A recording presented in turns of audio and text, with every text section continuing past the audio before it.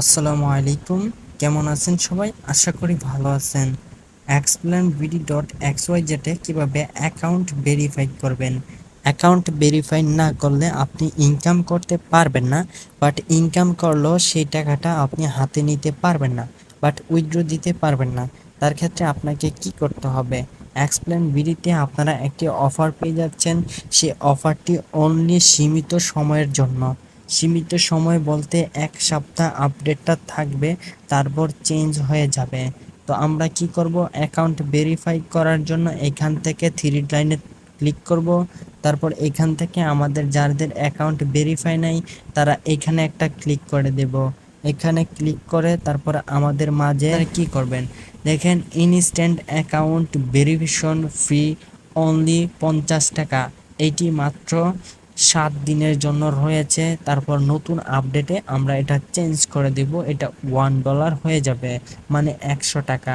তাহলে আমরা কি করব? আমাদের এনআইডি কার্ডের যে প্রুফের কথাটা ছিল সেটি আমাদের আরও কিছুদিন পর আসবে, হয়তো ১০ থেকে ১৫ দিন সময় লাগতে পারে। এখন আমরা অ্যাকাউন্ট ভেরিফাই না করলে আমরা কি করব? উইথড্র দিতে পারবো না। তাহলে আমাদের অ্যাকাউন্ট ভেরিফাইয়ের জন্য প্লিজ ডিপোজিটের উপর একটা ক্লিক করবেন। তারপরে এখান থেকে আমাদের একটা ইন্টারফেসটা চলে আসবে। তারপরে একটু ওয়েট করেন। তারপর এখান থেকে আপনারা এই বিকাশ অথবা নগদে একটা সিলেক্ট করবেন। ধরেন আমার বিকাশ থেকে আমি যত লুট করব, তার ক্ষেত্রে বিকাশের নাম্বার উপরেরটা কপি করব, সেই নাম্বারটা এখানে কপি করব অথবা এখানে কপি করব।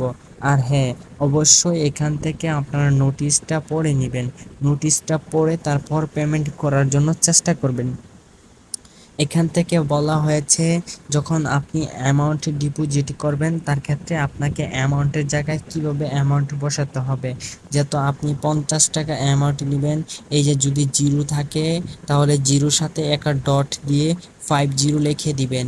আর যদি জিরোটা না থাকে তাহলে জিরো দিয়ে ডট দিয়ে 50 লিখে তারপরে আপনি যেই নাম্বারে টাকা পাঠাবেন, ধরেন আপনার একটা বিকাশ সিম বা বিকাশ নাম্বার, এখন এই বিকাশ থেকে আমি টাকাটা পাঠাবো, তো এই নাম্বারটা এখানে দিবেন। তারপর বিকাশের টাকাটা পাঠাবেন, যে এই নাম্বারটা কপি করে বিকাশের থেকে টাকাটা পাঠাবেন। তারপর এখানে আপনার ট্রানজেকশন নাম্বারটা এখানে দিয়ে দিবেন। বিকাশ থেকে যে ট্রানজেকশন নাম্বারটা থাকবে সেখানে দিয়ে দেওয়ার পর আপনারা কি করবেন? সাবমিটের উপর একটা ক্লিক করবেন। ক্লিক করার পর আপনার ব্যালেন্সটা আপনার আর্নিংয়ে জেনারেট হয়ে যাবে।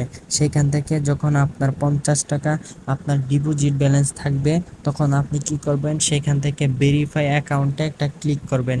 আমি আপনাদেরকে বোঝার সাথে আমি আমার ডেমো অ্যাকাউন্ট থেকে ডিপোজিট করতেছি। ১ মিনিট ওয়েট করেন। তো আমি কিন্তু ডিপোজিট করে ফেলছি। তাহলে কি করব? আমরা এখানে ডিপোজিট করে সাবমিট করে ১ থেকে ৫ মিনিট অপেক্ষা করবেন। তাহলে আপনাদের কাছে কিন্তু এরকম ব্যালেন্সটা অ্যাড হয়ে যাবে। তাহলে আমরা এখান থেকে এখন চলে যাব এই থ্রি লাইন ডটে। থ্রি লাইন ডটে আসার পর এখান থেকে ভেরিফাই অ্যাকাউন্টের উপর আমরা টাচ করে দেব।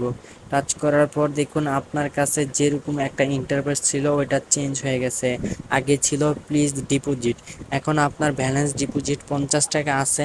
এখন আপনার কি হবে? এখানে ভেরিফাই মাই অ্যাকাউন্ট লেখাটা চলে আসছে। তো আমরা এখান থেকে ভেরিফাই মাই অ্যাকাউন্টের উপরে টাচ করে দিব। তারপর এখানে ওকেতে লিখে দিব, ওকেতে ক্লিক করে দিব। তারপরে কিন্তু আমাদের অ্যাকাউন্ট থেকে ব্যালেন্সটা কেটে নেওয়া হবে আর ইউর অ্যাকাউন্ট সাকসেসফুল ভেরিফাইড। এখন আমরা কি করব? ভেরিফাইয়ের উপর থ্রি লাইন ডটে ক্লিক করব। এখান থেকে ভেরিফাইটা চলে গেছে। এখন আমরা উইথড্র সিস্টেমে ক্লিক করে দেখব যে আমরা উইথড্র কত পার্সেন্ট বা উইথড্র কত টাকা হলে আমরা উইথড্র দিতে পারবো। হ্যাঁ, উইথড্রর সাথে সাথে আমাদের ডিপোজিটের সাথে সাথে কিন্তু উইথড্র লিমিট হচ্ছে ৫০ টাকা, আর এটি থাকবে মাত্র ১ সপ্তাহ। অবশ্যই ১ সপ্তাহ পর এটি $1 পরিণত হয়ে যাবে আমাদের নতুন আপডেটে। এখন আমরা $1 যখন এখানে দিয়ে দিব তাহলে অ্যাডমিন ফি ৫% কাটা হবে।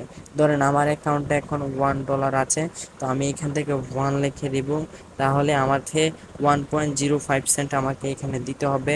তারপর বিকাশের জায়গায় বিকাশ দিবেন অথবা নগদ দিবেন, দিয়ে আপনি আপনার নগদ নাম্বার বিকাশ নাম্বার দিয়ে আপনারা কি করবেন? সাবমিট করে দিবেন।